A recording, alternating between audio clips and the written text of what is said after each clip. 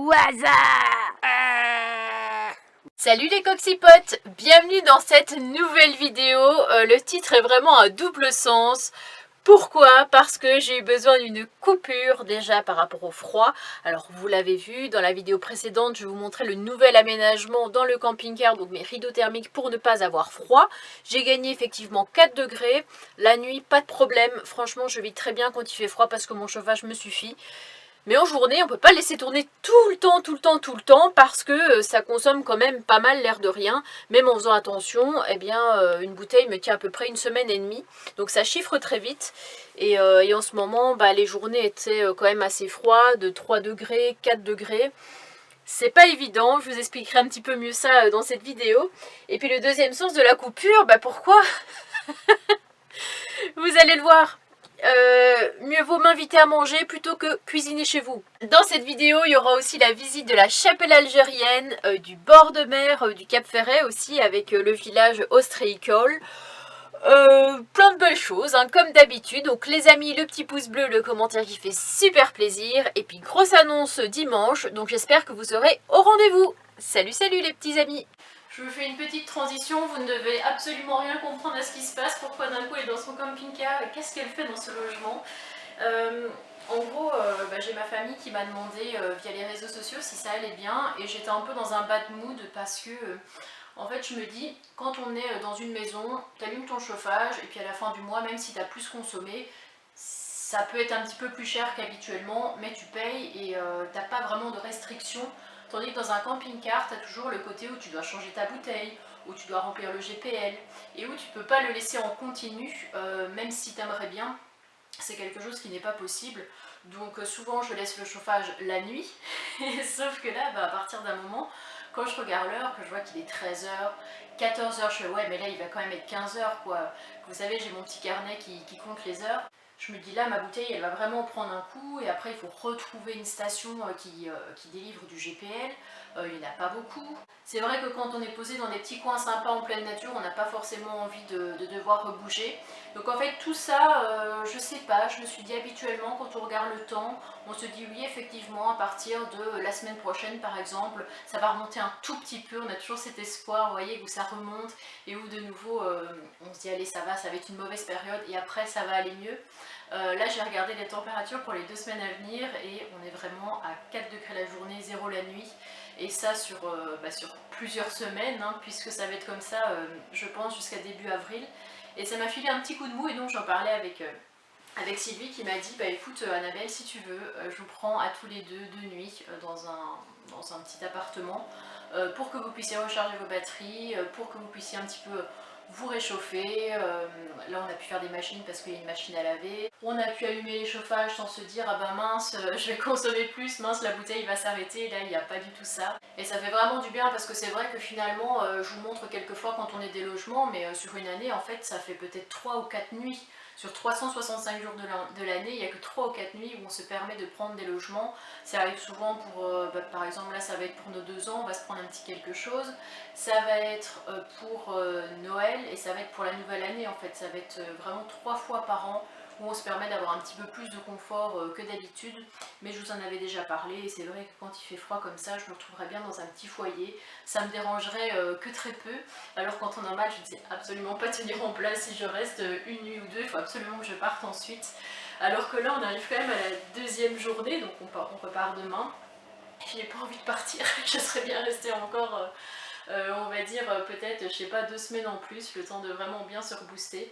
Mais après forcément c'est un coût, donc c'est pas possible. Et j'ai regardé les meublés, c'est 700 € minimum le mois, donc c'est juste pas possible, même en travaillant, 700 € c'est un sacré budget.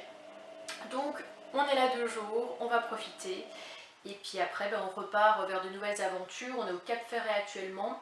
Et je vous ferai visiter demain la chapelle algérienne. On a vu des photos, c'est vraiment trop beau. Il y a un petit port aussi au Cap Ferret, c'est vraiment super nature, c'est incroyable. Et c'est vide, il n'y a personne. L'été, je pense que ça doit être blindé, là il n'y a personne. Donc voilà les petits amis, eh bien, je vous retrouverai dans notre petite vie nomade. Là c'est vraiment juste une petite parenthèse, mais je voulais vous la partager tout simplement. Bon, un drame vient d'avoir lieu ici en coupant ces avocats.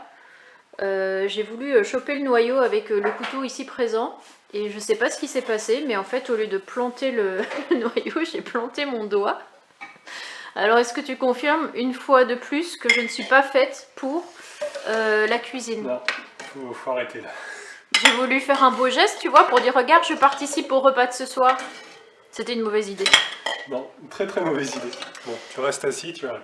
Non, faut que je me mette ma main sur l'eau. Et qu'est-ce que tu nous fais de bon du coup ce soir? Des ramen. Des ramen. À ta façon, quoi. C'est pas les vrais ramen avec les bouillons, tout ça. Avec des avocats ensanglantés là-bas. Non, il n'y a pas de sang sur les avocats. Bon, laisse ta main là. Non, arrête de faire des Attends. Ah non, mais ça fait mal. Attends. C'est horrible. Pisse le sang. Ah ouais, mais ça fait trop mal en vrai. Ouais, mais laisse non, mais c'est vrai, j'ai vraiment. Laisse sous l'eau. Ça fait mal avec l'eau froide. Mais arrête, mais tu pourrais être plus doux quand même avec ta petite femme. Je vais chercher l'alcool à 70. Ah non, mais ça c'est horrible. Voilà, je vais carrément. L'entaille. Ah, ça me fait mal. Bah, ne regardez pas ça, les amis, si vous n'aimez pas le sang, parce que vous allez tomber dans les pommes. Et donc Idriss se fait des œufs avec des petites pâtes et on a toujours le PQ, même dans un Airbnb, parce qu'on n'a pas de sopalin. Et avec ça, on apéro des petites friandises. Les amis, on vient de manger et j'ai super peur parce que Idriss est descendu au camping-car pour aller chercher l'alcool à 70 degrés. 70 degrés, je crois que je vais hurler. Déjà que là, en temps normal, j'ai mal et c'est méga gonflé. Ça fait comme si j'avais une piqûre de quelque chose, ça fait un petit œdème. Et comme ça brûle et tout, j'ai peur d'attraper quelque chose. Alors j'ai fini par céder et de dire ok, va chercher l'alcool. Donc je redoute le moment où je vais l'entendre rentrer. Un Falcor. Ouais. Qu'est-ce que tu dis toi? Ah bah ouais. Toi t'as de la chance, toi t'as pas des avocats à couper? Bah non. Ah oui, ben ça a piqué. T'en as déjà mis? Non, j'ai rien mis pour le moment. Mets ta main. T'as pas peur. Mets ta main là. C'est quoi sur le papier? Y a rien, et c'est du papier. Il est là l'alcool. Mais qu'est-ce que tu vas faire avec le papier? Je comprends pas. Rien, c'est pour après, pour essuyer. Mets ta main ou la main. Fais pas l'enfant. Regarde là-bas. Non, arrête! Mais non, mais allez, mets le produit. Bah, ouvre ta main parce que. Ah, tu vas le mettre comme ça? Je vais pas en mettre. Oui, je vais verser un petit peu dessus. Non, mais sur le après, papier. je vais éponger. Non, c'est pas comme ça. C'est ta main. Mets sur le papier. C'est moi le médecin. Non. Je sais désinfecter une plaie. C'est terrible ça. Je fais rien. C'est toi qui tends dans tous les sens. Laisse. J'ai peur. Oui, je sais que t'as peur. Il faut le faire maintenant. D'accord? Arrête. Alors, regarde pas, je vais pas écarter. Regarde pas.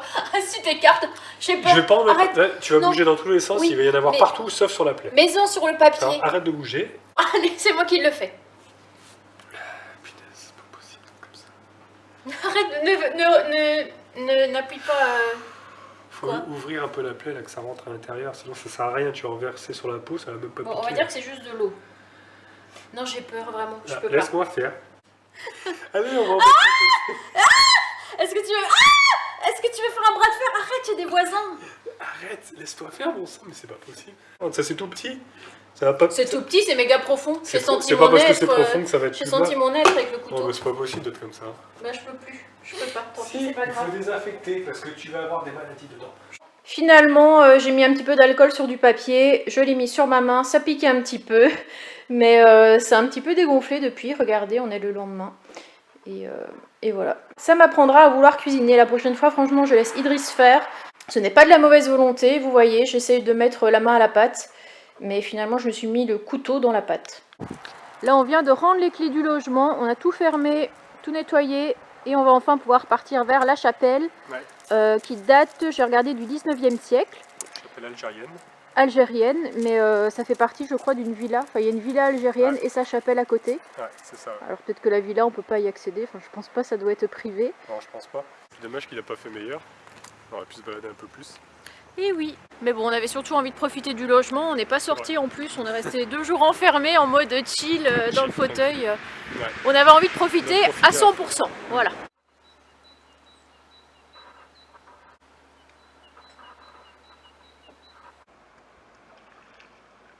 Et j'avais encore jamais vu ça, mais ils ont installé un espèce de treuil comme ça pour les personnes handicapées, avec leurs chaises, leur fauteuil roulant, pouvoir descendre au niveau du quai et pouvoir récupérer son bateau, quoi. C'est pas mal, hein? Bah ouais.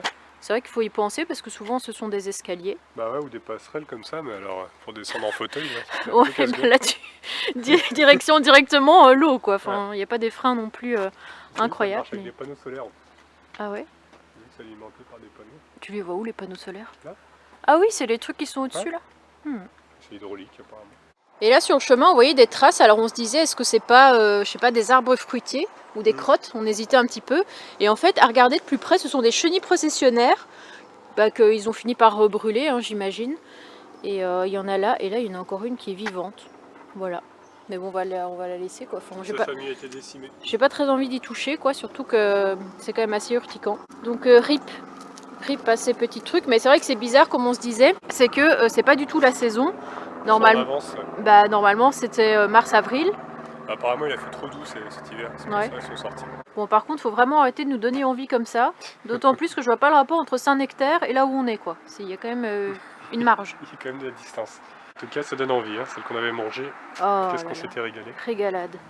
Bon là on est en train d'arriver au niveau de la chapelle. Je vais pas trop filmer la route parce que il n'y a pas grand chose à dire quoi. C'est juste une route continue. Des palmiers, toute ma vie. Ouais. Et on arrive au village de l'Herbe, ça s'appelle. Parce qu'ici en fait au Cap Ferret il y a différents petits coins. Ouais. Là il y a village de l'Herbe. Là-bas plus loin on a le village de la Vigne. En fait je pense que c'est en rapport avec les rues, les avenues qu'il peut y avoir. Parce que là c'est avenue de la Vigne. Et ici boulevard de la Plage. Non ça n'a rien à voir ce que je raconte du coup. Mais c'est peut-être un lieu dit, je ne sais pas. Ah, village ostréiculteur de l'Herbe au bout à gauche. Bah écoute on y va. Hein. Avec la chapelle algérienne. Ouais, la chapelle, c'est indiqué. En tout cas, on se rend bien compte que la plupart des maisons qu'on va trouver ici, c'est vraiment des résidences secondaires parce qu'elles sont toutes fermées. Tous les volets sont fermés. On dirait qu'il y a à peu près 80-90% des maisons qui sont vides.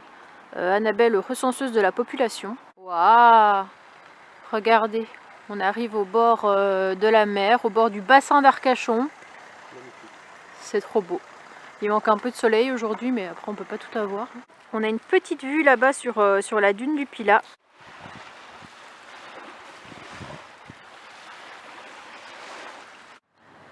Bah franchement c'est impressionnant. Hein. L'architecture, là on va essayer de se rapprocher un petit peu et puis de faire quelques zooms au niveau du toit.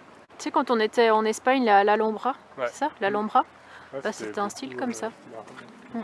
Et ça nous explique qu'en 1863, Léon Lesca est revenu d'Algérie. Hein, il est parti faire un petit voyage là-bas. Et en revenant, il a acheté les terres et il a fait construire donc, ce qu'ils appellent la villa algérienne. Je vais vous montrer des photos de l'ancien temps, hein, quand il n'y avait pas toutes les villas comme ça à côté. Et il faut savoir qu'à l'époque, il n'y avait aucun accès ici, il n'y avait pas de route. Le village le plus près, c'était Lège-Cap-Ferret qui se trouve à 15 km d'ici. Et en fait il a fait construire des écoles, il a fait construire plusieurs maisons pour son personnel. On peut voir ici, je ne sais pas de quand date la photo par contre, il y avait un grand pont, ça n'existe plus. Et il y avait seulement la chapelle et ce qu'il devait appeler la villa j'imagine. Hein. Hop, il y en avait une ici aussi, mais là à travers les buissons on n'arrive pas bien à voir où ça se situe, ni même si ça existe encore, parce qu'ils ont beaucoup détruit ici les maisons pour en reconstruire. Je vous montre de plus près le haut de la chapelle et ce qui est bien c'est que c'est ouvert toute l'année. Donc si jamais vous comptez passer par ici, c'est pas qu'en haute saison on aurait pu croire.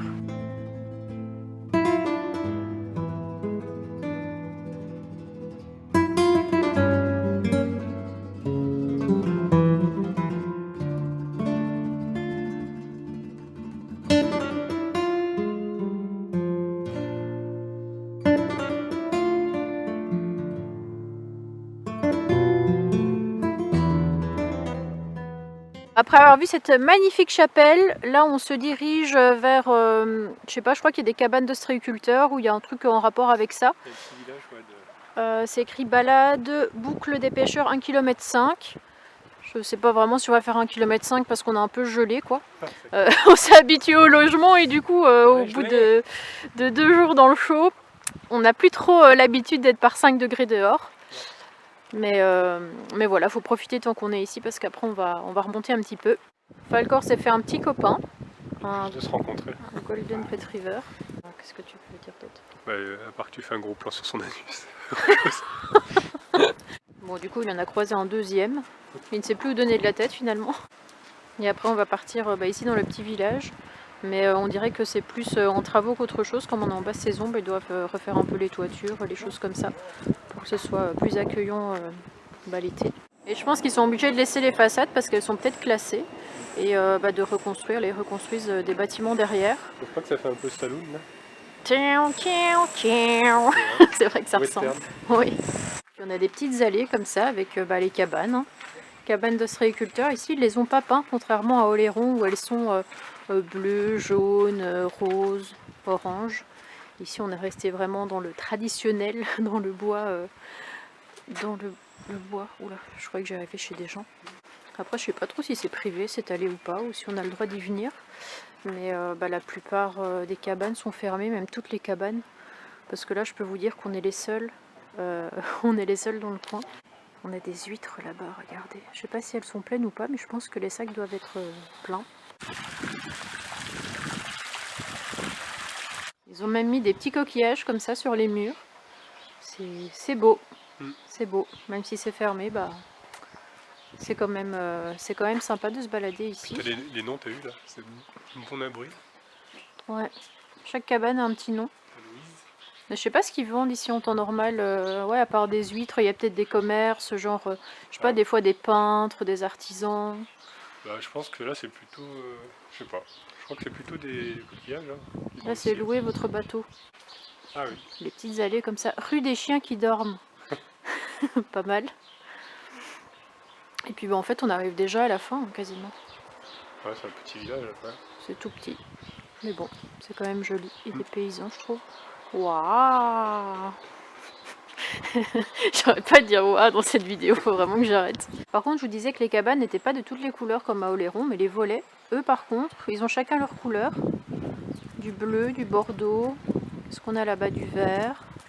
Ça met de la vie. Ouais, c'est de la couleur. Nous voilà de retour chez nous. Il va falloir que je range toutes mes affaires et les machines que j'ai faites parce que vraiment, je vous ai dit, j'ai profité à fond. Je crois que j'ai fait au moins 5 machines. Après, c'est petite capacité, donc on peut pas trop en mettre, pas trop tasser pour que ce soit bien lavé. Je range tout ça. J'ai rempli aussi mes bidons. Et puis je termine mon montage et après suite des aventures. Bon j'espère que cette vidéo vous aura plu. Une belle visite même si vraiment on se l'est gelé complet. Encore merci à Sylvie qui est vraiment trop gentille. Qui a bien compris que ça allait pas fort. Et grâce à elle franchement on a pu recharger nos batteries. Batteries oui de téléphone en règle générale mais aussi nos batteries personnelles. Et une fois que j'ai passé ces 2 nuits dans ce logement, je suis ressortie vraiment plus forte et avec l'idée vraiment d'attaquer l'hiver. L'énergie, le moral, tout est revenu. Donc, comme je vous ai dit en début de vidéo, je vous donne rendez-vous dimanche pour une grosse annonce. Voilà, j'ai envie d'appeler ça comme ça. Je stresse un petit peu à cette idée, mais bon, voilà. Et puis, j'espère que vous serez au rendez-vous. Je fais de gros bisous et puis à très vite. Salut, salut les coxipotes!